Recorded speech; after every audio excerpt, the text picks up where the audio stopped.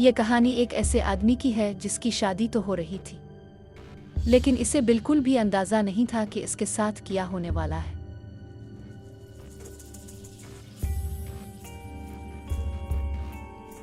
दोस्तों, James बर्तानिया UK में एक चैरिटी वर्कर था। उसके एक दोस्त ने इसे एक चैरिटी प्रोजेक्ट के बारे में बताया और यूक्रेन जाने का कहा। जेम्स मान गया और यूक्रेन चला गया।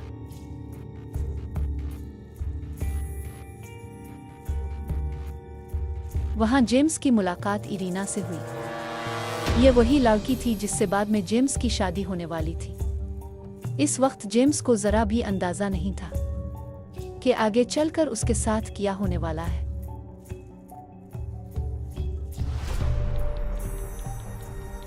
जेम्स और इरीना की दोस्ती हो गई। इरीना ने जेम्स को बताया कि वो यूक्रेन में शादी नहीं करना चाहती, बल्कि इसकी ख्वाहिश है कि इसका शौहर किसी और कंट्री का हो।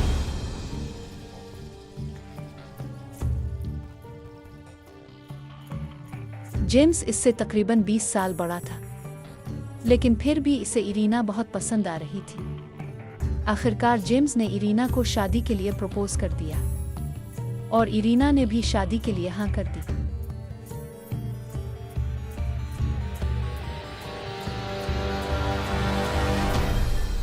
अगले कुछ महीनों तक ये दोनों एक दूसरे से बात करते रहे। जब भी जेम्स यूक्रेन जाता, वो इरीना को महंगे तोहफे देता, इसे शॉपिंग करवाता और दिल खोल कर पैसा खर्च करता।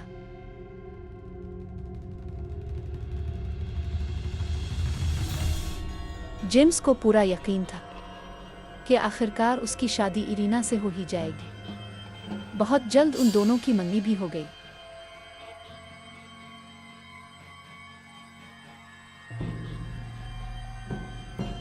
जेम्स ने इरीना को एक महंगी अंगूठी पहनाई। मंगनी का इवेंट भी बहुत शानदार था और उसका सारा खर्च भी जेम्स ने ही किया था।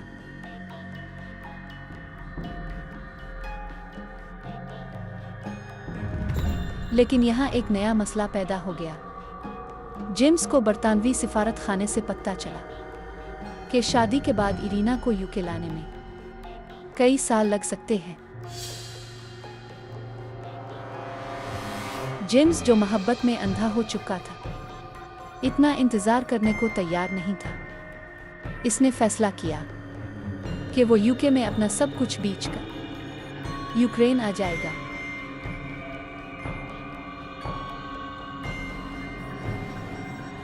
जेम्स ने अपना घर बेच दिया, नौकरी छोड़ दी और यूक्रेन आकर इरीना के साथ रहना शुरू कर दिया।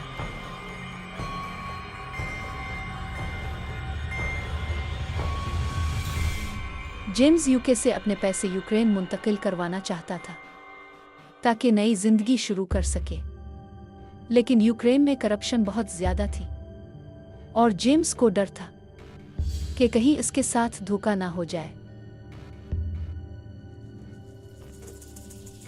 यहाँ इरीना ने एक आइडिया दिया। इसने कहा, अपने पैसे मेरी दोस्त क्रिस्टीना के अकाउंट में ट्रांसफर कर दो। क्रिस्टीना एक वेडिंग प्लानर थी।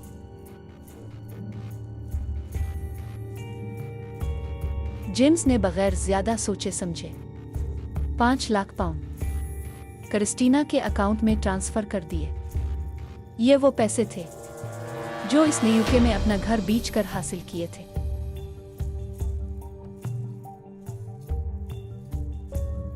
कुछ दिन बाद इरीना ने जेम्स को बताया कि बैंक पैसे रिलीज नहीं कर रहा। जब जेम्स ने पूछा कि अब क्या करें, तो इरीना ने एक बहुत अजीब मशवरा दिया।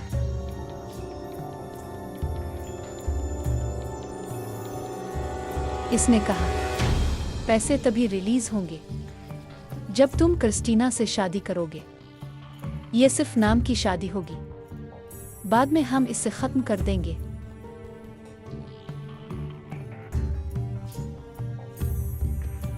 जेम्स पहले इनकार करता रहा, लेकिन इरीना ने धमकी दी कि अगर पैसे ना मिले तो वो शादी नहीं करेगी। फिर मजबूरन जेम्स ने क्रिस्टीना से शादी कर ली।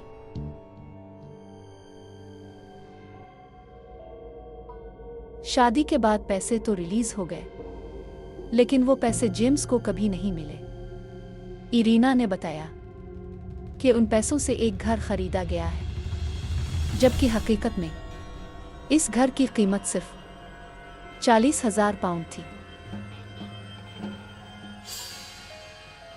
बाकी सारे पैसे इरीना ने अपने पास रख लिए।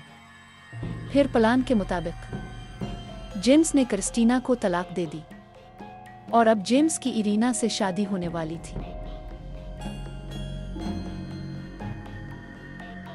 शादी का सारा इंतजाम क्रिस्टीना ही कर रही थी। इसने शादी के नाम पर जेम्स से मजीद 14,000 पाउंड भी ले लिए।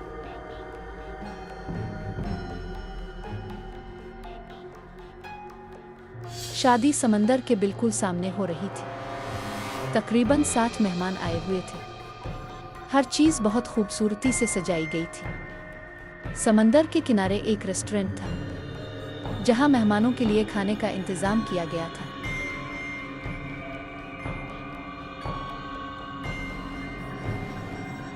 हर चीज बिल्कुल परफेक्ट लग रही थी। जब जेम्स अपनी गाड़ी से निकला तो लोगों ने तालियां बजाकर इसका इस्तकबाल किया।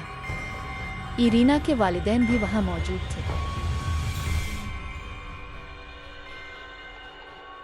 इरीना अपने होने वाले शौहर को मुस्कुराहट के साथ देख रही थी। लेकिन दोस्तों, ये शादी हुई ही नहीं।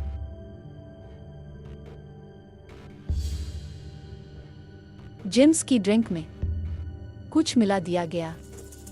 वो बेहोश हो गया और सीधा अस्पताल पहुंच गया।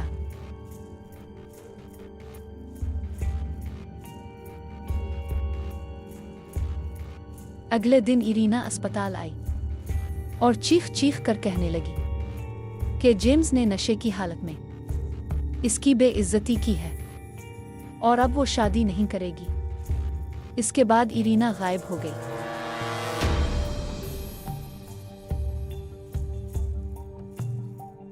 बाद में जेम्स को पता चला कि इरीना पहले से शादीशुदा थी और ये पूरा ड्रामा सिर्फ एक फराड था। इस फराड में इरीना की फैमिली और क्रिस्टीना भी शामिल थी।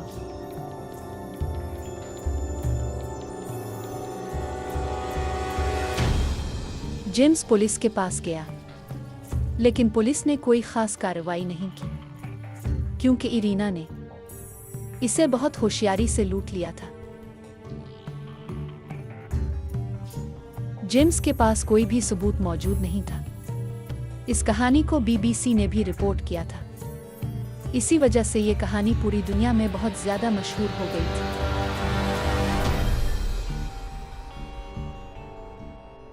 अगर आपको ये कहानी अच्छी लगी हो तो वीडियो को लाइक करें और चैनल को सब्सक्राइब जरूर करें। शुक्रिया।